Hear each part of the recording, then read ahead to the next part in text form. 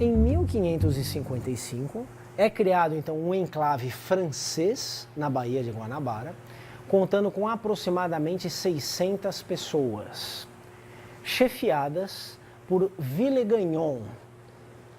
Essa colônia francesa na Guanabara é criada num contexto já de existência e já de vigência do governo geral português do Brasil, não é? Esse governo que começou a funcionar em 1549, comandado por Tomé de Souza.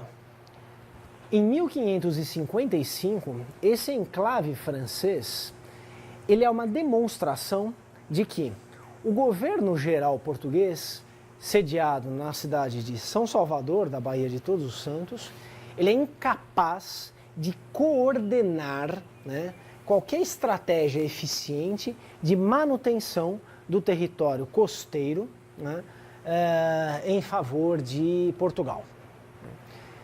Os franceses ficarão alguns anos lá, né, serão expulsos definitivamente apenas em 1564 por uma armada comandada por Estácio de Sá, que resultará então na fundação da cidade de São Sebastião do Rio de Janeiro, né? O Rio de Janeiro é fundado então na década de 1560, após a expulsão dos franceses, a expulsão definitiva da Baía de Guanabara.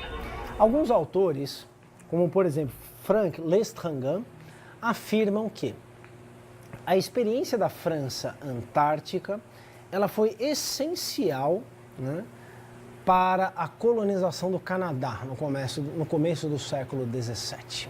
Né? Há um processo, então, de experimentação por parte da França de expansão ultramarina. Né? Vejam, essa expansão material e cultural da Europa, ela não é apenas uma expansão ultramarina. Né? No caso da França, né, há uma espécie de uma ambivalência entre uma expansão terrestre e uma expansão marítima. Essa expansão marítima ela é tentada, ela é parcialmente viabilizada, então, final do século XVI e no começo do século XVII, como eu já me referi, né? Mas o que predominará na história da França da Idade Moderna não será essa expansão ultramarina. De certo modo, o Império Colonial Francês, esse primeiro Império Francês, é um império mais ou menos contido, né, no seu vetor de desenvolvimento principal. Né. Segundo Immanuel Wallerstein, autor que nós já tivemos oportunidade de discutir aqui na aula retrasada, na segunda parte da aula retrasada, né, o século XVII observa um processo de fortalecimento do Estado francês, com a configuração daquilo que muitos autores chamariam então de Estado absolutista francês. Se em algum lugar houve um Estado que pudesse ser chamado de absolutista, certamente foi na França, na França de Luís XIV. Mas já antes de Luís XIV, né, a França está num processo então de fortalecimento do seu Estado, numa espécie de, segundo Wallerstein, expansão para dentro que limita essa expansão para fora. Né? Uma expansão para dentro que limitaria, então, o desenvolvimento da indústria francesa, que limitaria o desenvolvimento da burguesia francesa e que ofereceria um contraste interessante com a Inglaterra, que no século XVII se expande para fora, fortalece brutalmente seus grupos mercantis, sua burguesia, permite, entre aspas, né, cria condições históricas de realização desse ciclo revolucionário de 1640 a 1688 e lá futuramente oferece condições favoráveis à própria eclosão da Revolução Industrial. Na verdade, a Revolução Industrial não eclode de fato porque ela não é um movimento político, né? Ela não é um evento, ela não é um acontecimento, mas ela é um encontro de movimentos que vinham sendo preparados anteriormente. Como quer que seja, essa é uma explicação possível por um desenvolvimento de longo prazo de uma simetria entre Inglaterra e França, que tem a ver, então, segundo Wallerstein, com esse tremendo fortalecimento do Estado francês na Europa, um Estado territorial na própria Europa, a formação, então, desse absolutismo, e que tem como contrapartida uma limitação considerável da sua expansão ultramarina. Mesmo assim, a França tem colônias importantes. No entanto, lá no século XVIII, esse império está muito diminuído, como eu já me referi, né? Então, esse não protagonismo da França na competição ultramarina do século XVII não significa uma irrelevância do Império Francês. Significa uma diferença importante no tocante ao desenvolvimento desse império em comparação com, por exemplo, o Império Português ou o Império Espanhol, que são impérios fundamentalmente ultramarinos. Portugal e Espanha são, nos séculos XVI e XVII, sobretudo XVII, estados mais fracos do que o Estado francês, né? Serão impérios mais fracos do que os ascendentes impérios inglês e holandês. Eu estou fazendo esse vai e vem temporal, então, pessoal, né, para mostrar que a formação desse Império Francês no século XVI, principalmente no começo do século XVII, tem a ver diretamente com essas experiências francesas na América do Sul, né? No entanto, essas experiências, elas têm também dinâmicas próprias que se conectam, né, com a história do próprio Império Português, né? Porque essa rejeição, então, desses estabelecimentos franceses na América implica um fortalecimento do Império Português. No caso da expulsão dos franceses do Maranhão, do Império Espanhol, porque entre 1580 e 1640, como vocês devem saber, Portugal e seus domínios estiveram sob a égide da monarquia Habsburgo da Espanha. Portugal e seus domínios foram incorporados ao Império Espanhol, né? Então, essa expulsão dos franceses de 1615, né, é um fortalecimento do Império Espanhol, com base no fortalecimento do Império Português, que está a ele incorporado. Tudo bem? Sim?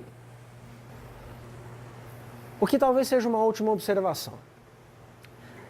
A França Antártica teve os seus cronistas, e a França Equinocial também. Dois cronistas principais da França Antártica e um cronista principal da França Equinocial.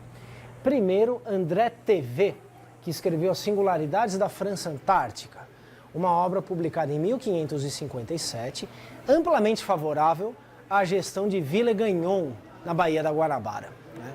Essas singularidades da França Antártica, então, são uma espécie de libelo em defesa da gestão de Villegagnon, né? Essa gestão será combatida pela obra do Jean Delery, né, que é de 1578. Essa obra do Jean Delery, ela é detratora do governo do Villegagnon, né? O Jean Delery esteve na França Antártica a partir de 1557, mesmo ano da publicação da obra do Thevet, mas ele oferece então uma visão crítica em relação a esse estabelecimento. É muito interessante então a leitura dessas duas obras, uma de defesa e uma de ataque ao Villegagnon, né? Porque dessa disputa de versões surgem então algumas verdades históricas sobre a França Antártica. São obras muito interessantes, são obras riquíssimas do ponto de vista do entendimento do que é então essa expansão europeia nas Américas no século XVI. E no caso da França Equinocial, a história da missão dos capuchinhos ao Maranhão, escrita por Claude d'Abbeville, né, que é um padre então empenhado nessa missão e que oferece lá a sua versão dos acontecimentos, a sua tipificação dos habitantes, as suas formas de pensar o momento. Também é uma obra muito interessante. Quer dizer, são três tesouros documentais aí que são bastante conhecidos dos historiadores. Vale a pena, né, ter essas referências justamente para reforçar essa perspectiva então de um entendimento desses acontecimentos aos quais eu fiz menção aqui rápida, né, numa perspectiva mais ampla, que é a única perspectiva possível de se entender então essa história da América Portuguesa nos séculos XVI e XVII, que é a perspectiva então dessa competição internacional. Não se limita à perspectiva dessa competição internacional. Caso contrário, estaríamos ignorando, conforme também já discutimos lá na primeira aula do curso, estaremos ignorando dinâmicas, visões de mundo, valores próprios das sociedades indígenas, né? É uma integração de todas essas coisas, uma integração conflituosa, uma integração hierárquica, então, que resulta no conjunto de vetores mais razoáveis para o entendimento dessa história toda. Para todos os efeitos, então, essas tentativas francesas na América devem ser tomadas nessa perspectiva. Não nos esqueçamos do Canadá, sobre o qual quase nada sabemos, né? Eu estou exagerando? Alguém já estudou aqui a história do Canadá? Alguém tem alguma referência muito importante sobre a história do Canadá? Alguém teve oportunidade? Não sei, alguém já visitou o Canadá? Alguém já fez intercâmbio? Né? A gente não aprende nada sobre o Canadá nas escolas, né? Por quê? Porque isso é a história do Canadá, né? No Canadá também não devem aprender quase nada sobre o Brasil, né? Porque essa é uma versão, é uma forma de contar a história típica do século XIX, né? Cada estado nacional com a sua história específica, né? Tendo como critério a história de tudo aquilo que ocorreu no território que posteriormente veio a se configurar como aquele território nacional. E aí estamos diante de um conjunto de distorções, de omissões graves, né? A história da França Antártica, a história da França Equinocial, não é uma história apenas de Portugal, não é uma história apenas do Brasil, mas é uma história que envolve esse Império Francês, esse primeiro Império Francês, que tem então o seu ponto de partida mais importante aí nessa colonização do Canadá no começo do século XVII. Tudo bem, pessoal? O texto do Boxer que eu sugeri para a aula de hoje, que é o capítulo, se não me engano, capítulo 4, né? Do Império Colonial Português, que é uma obra de referência aqui para o curso, é uma obra publicada originalmente em 1969, é uma obra ainda muito importante, muito útil, dá uma visão global, né, desse contexto aí no qual nós estamos colocando essa presença francesa na América, essa presença francesa no Brasil.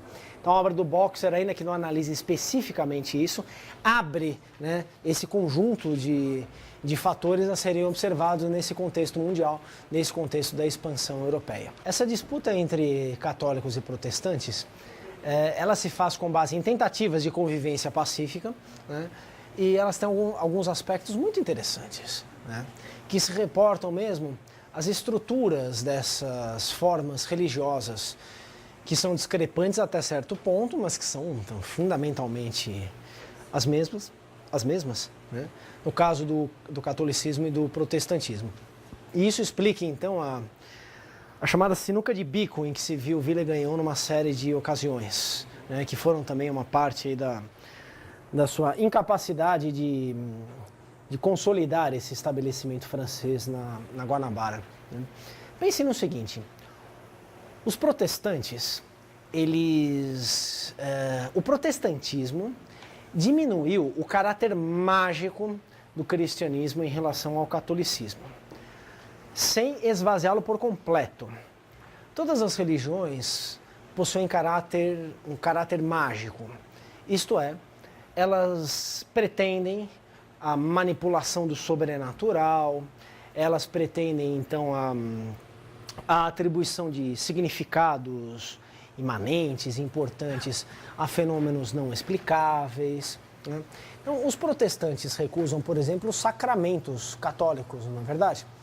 Os protestantes, eles pregam isso em geral, porque há formas e formas de protestantismo. O catolicismo tende a ser mais homogêneo, porque afinal de contas tem um comando central, né? Tem um comando unificado, que é o Vaticano, que é a Igreja Romana, né? Embora, na prática, catolicismos e protestantismos estejam sempre em processo permanente de mescla com outras formas religiosas. Nós que vivemos no Brasil sabemos bem do que se trata, não é? Bom, fecho esse parênteses então. Os protestantes, eles são menos manipuladores do sobrenatural do que os católicos.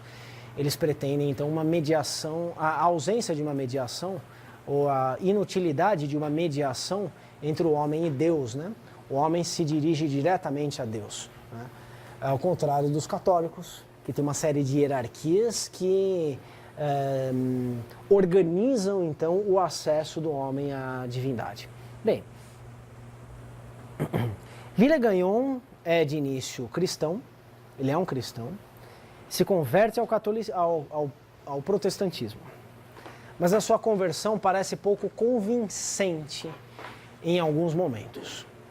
Por exemplo, num deles, quando ele se propõe a fazer uma cerimônia de Pentecostes, né? Nessa ocasião, né, os demais protestantes que convivem proximamente com Villegagnon se perguntam: mas como assim dividir o pão, porque o pão é de certo modo o corpo de Cristo? Né? Pronto.